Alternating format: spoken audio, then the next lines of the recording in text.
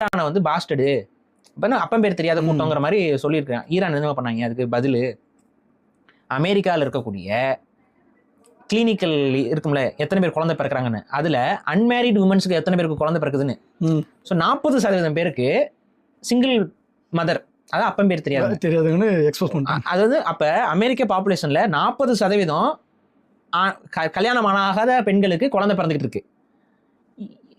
இந்த மாதிரி வச்சுக்கிட்டு நாட்டை அடுத்தவங்கள பாஸ்டர்னு சொல்றியடா கிறுக்கு பையலேன்னு கேட்டுவிட்டாங்க. ஆதாரப்பூர்வமா அமெரிக்காவிலிருந்து வந்து ஒரு ஆர்டிக்கலை போட்டு கேட்டுவிட்டாங்க. அதாவது என்னன்னா, அப்பன் பேர் தெரியாதவன் ஹென்ஸ் ப்ரூவ்டு அப்படின்னு சொல்லி அமெரிக்காவை ப்ரூவ் பண்ணி விட்டாங்க. ஈரான் வந்து கலாச்சி விட்டு போயிடுச்சு. அந்த மாதிரி சோத்து அடி வாங்கிச்சு, சேத்துல அடி வாங்கிச்சுங்கிற மாதிரி ராணுவ ரீதியாவே அடி வாங்கியாச்சு. சரி நம்ம சைக்கலாஜிக்கல் மிஷன்ஸ் எல்லாம் பண்ணுவோம் அப்படின்னு சொல்லிட்டு மிரட்டுறது உருட்டுறதுன்னு பண்ணி பார்த்தாங்க.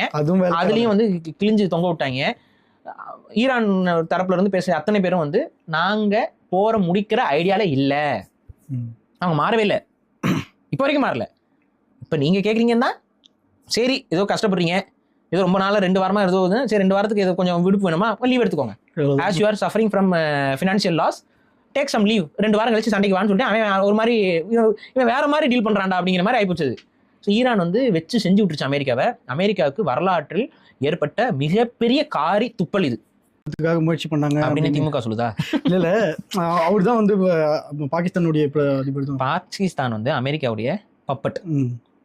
அமெரிக்காவை பொறுத்த வரைக்கும் இப்ப நானா போய் காலில் விழுந்தா சரியா வராதுரா ராஜா, நீ என்ன பண்ற, நீ எனக்காக பேசி அழுகு, எனக்காக நீ போய் காலில் விழுகு, நானா போய் காலில் விழுந்தா அது நல்லா இருக்குமா, என்னோட வயசுக்கும் என்னோட தகுதிக்கு நல்லா இருக்குமா, முடியாது. ஆனா என்னோட பிரதிநிதி மாதிரி போய் நீ கொஞ்சம் காலில் விழுந்து அவங்கள ஜால் பண்ணினா அப்படியே சரி தம்பி இவ்வளவு கேட்கறாப்புல பண்ணி விடுங்களேன் அப்படின்னு சொல்லிட்டு நான் போயிடுவேன் அப்படின்னு சொல்லி பாகிஸ்தான் என்ன பண்ணிருக்குன்னா அமெரிக்காவுக்கு சார்பாக போயிட்டு உலக அமைதியெல்லாம் பாகிஸ்தான் பேசுது. உலக அமைதி கெட்டு போயிடும், உலக அமைதிக்காக இப்போ ப்ளீஸ் தயவு செஞ்சு பண்ணுங்க அப்படின்னு சொல்லிலாம் கெஞ்சி இருக்கு. உடனே வந்துட்டு சரிப்பா நீ வந்து வேண்டப்பட்டவனா போயிட்ட, நீ முஸ்லீமா போயிட்ட, ரொம்ப கெஞ்சுற. அது இல்லாமல் பாகிஸ்தானுக்கு பெரிய பாதிப்பு. உங்களுக்கே தெரியும் பாகிஸ்தானுக்கு இந்த ஸ்டேட் ஆஃப் ஹார்மஸ் லாக் ஆனதுனால பெரிய பாதிப்பு, இந்தியாவை விடவே பாகிஸ்தானுக்கு தான் பெரிய பாதிப்பு. அப்போ இப்போ பெட்ரோல் எல்லாம் குப்புன்னு ஏறிடுச்சு பாகிஸ்தானில், பார்த்துருப்பீங்க. அப்போ பாகிஸ்தான் வந்து எங்களுக்கு ரொம்ப பொருளாதார நெருக்கடிலாம் இருக்குது, நீங்கள் கொஞ்சம் பார்த்து செய்யுங்க, நாங்களும் முஸ்லாமியர்கள், நாங்கள் இங்கேயும் வந்து பார்த்தீங்கன்னா பல பேர் வந்து இருக்கிறோம், அதனால கொஞ்சம் பார்த்து பண்ணுங்க அப்படின்னு சொல்லி அவங்க கெஞ்சிருக்காங்க போல. ட்ரம்ப் என்ன சொல்லியிருக்காரு, நம்மளோட நட்பு நாடாக இருக்கக்கூடிய பாகிஸ்தானுடைய கோரிக்கைக்கு இணங்க பாகிஸ்தான் இவ்வளோ கெஞ்சி கூத்தாடி கேட்டதுனால நம்ம வேற வழி இல்லாம அப்படிங்கிற மாதிரி அவருக்கும் பிரச்சனை இல்லையா, மீசையில் மண்ணோட்டில் மாதிரியா. பேசிக்கா அமெரிக்கா தோத்து போச்சு, இதை ஒத்துக்க மாட்டாங்க அவங்க, அவ்வளோதான் ஒத்துக்க மாட்டாங்க. பட் ஆனால் தெரியுதா ஏன்னா கண்ணில் கலங்குது அப்படின்னா அது வழி வேற டிபார்ட்மெண்ட் அப்படின்னு அவங்க பண்ணிட்டு இருக்காங்க. ஸோ இதுதான் நடந்திருக்கு.